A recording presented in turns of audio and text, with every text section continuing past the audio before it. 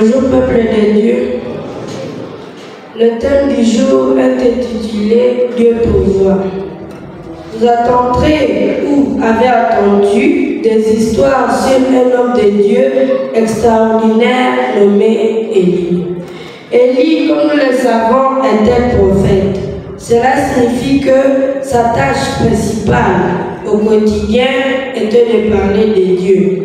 Dès qu'il est de partager ce que Dieu voulait partager avec son peuple. Élie avait une base solide sur qui il était et sur ce qu'il devait faire pour obéir à Dieu. Mais le problème est que quand nous défendons ce qui est juste et vrai, cela ne plaît pas toujours à tout le monde. Eux-mêmes, certains peuvent essayer de nous dissuader. Voici l'histoire d'un roi qui était exactement comme cela. Il s'appelait Akab. Il était cupide, avide de pouvoir et voulait contrôler son peuple par ses croyants. La Bible nous dit qu'il était le roi le plus méchant de son temps, pur que tous les rois qu'il avait précédés. Et pour couronner le tout, il avait une femme nommée Jézabel, tout aussi méchante que lui. Akab construisit un grand temple pour tous et convaincu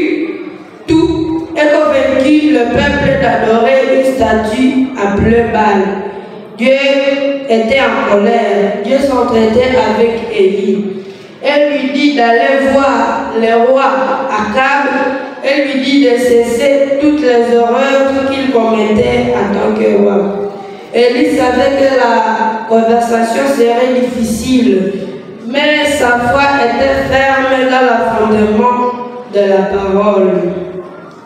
Nous allons lire dans 1 Roi 17, les versets 1 jusqu'à 5.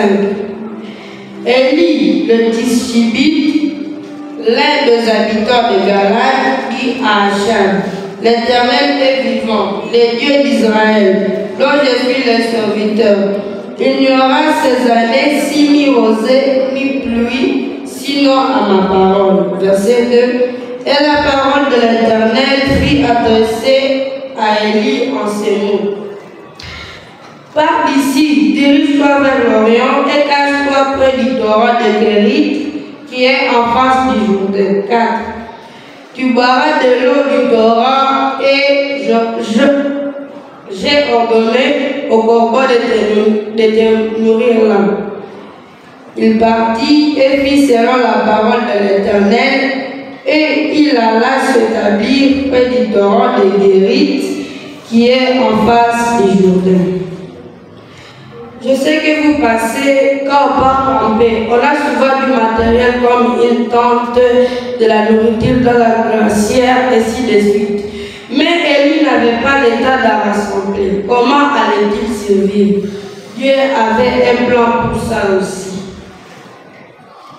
Le corbeau venait chaque jour lui apporter des morceaux de viande et du pain. Et Élie avait un ruisseau d'eau fraîche des montagnes.